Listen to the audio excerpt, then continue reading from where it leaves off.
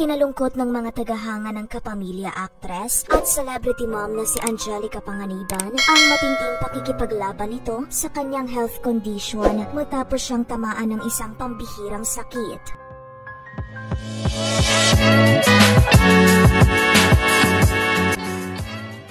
Sa kanyang recent YouTube vlog, ibinahagi nito ang ilang detalye at kung gaano kahirap ang naging karanasan niya matapos siyang ma-diagnose na mayroong avascular necrosis o bone death.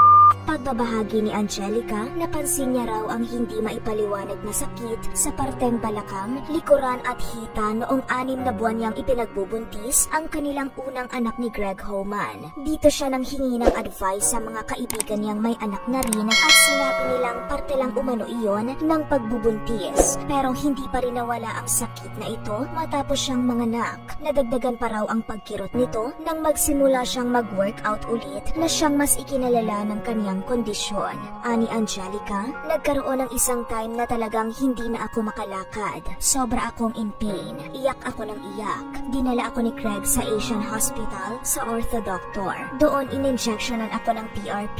Ito yung plasma, yung blood na kinukuha sa atin. Tapos may ginagawa sila like ilalagay nila sa machine. Tapos magiging ano na siya. Kung hindi ako nagkakamali, ay stem cell na siya. So ito yung ginawang gamot. Dito na umano niya nalaman ang resulta sa ginawang pagsusuri ng mga doktor. Aniya, pasakit lang siya ng pasakit hanggang sa hindi na ako nakakalakad again. Nagpa-MRI ako and lumabas yung result ko na meron pala akong avascular necrosis. Paliwanag ng aktres, avascular necrosis is bone death. Namatay yung mga bones ko sa aking balakang kaya pala hirap na akong maglakad. Talagang yung mobility ko ay hindi nasosolusyonan kahit pa anong gawin kong strengthening.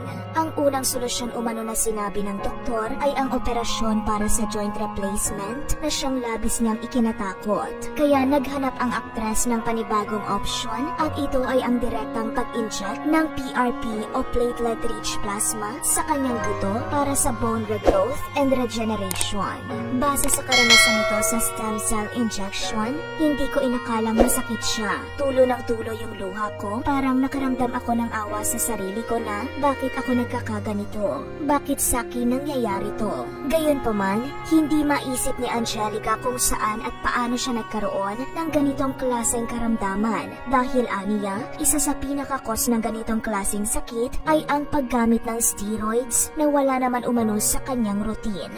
Kasi ang cause ng avascular necrosis ay steroid abuse. Kung mapapansin nyo naman, never naman lumaki yung katawan ko. Never nga ako nagkamasal sa buong katawan ko. So, hindi siya part ng lifestyle ko. Hindi naman ako athlete, hindi naman ako bodybuilder, or hindi siya part ng buhay ko lang. Hindi para mag-take ako ng steroids. So, ano yung cause niya? Wala. Tinatawag na malas lang talaga at nangyari siya sa akin. Pahayag nito. Isa ka ba sa nakaranas nito? Ano ang mensahe mo sa dinaranas ngayon ni Angelica Panganiban?